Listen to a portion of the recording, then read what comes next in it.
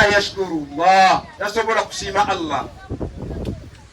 Abantu bannange tubeere basiimu, tusiime ebirungi ebyo bitukoleddwa.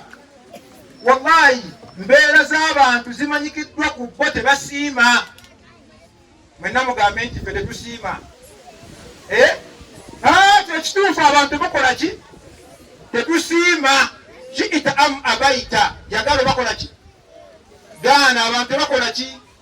Era gwe wenna ali wano ng'oyagala okubeera nti owejjusa, kola byokola ng'obikolera baki? Bantu. Oyagala kwejjusa? Bwe bw'oba okola ng'onoonya bantu kusiima, ogenda kukola ki? Kwejjusa. Mukyala wo ajja kugamba munnange Haaji tolina kye wali onkoledde ebbanga lye mmaze naawe.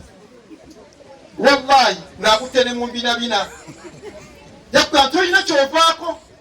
Ye gwovaako ki? Olwo nno ng'omunyizizaamu kaki? Katono nnyo bwe kati. Awo bwe mulaba asobola okusiima ne yeebaza amwongezza essavu ly'ennyama. Gwamugulidde kiro y'ennyama n'atakusiima, n'ajja kugulanga ewaaka amaadi oyo annyongeza essavu. Musajja oyo mulungi nnyo, mwagala nnyo, musajja annyongeza essavu. Naye nga gutagambyeko gwe yaguze kiro, kimunange weebale mwami. Ati abantu bakola ki?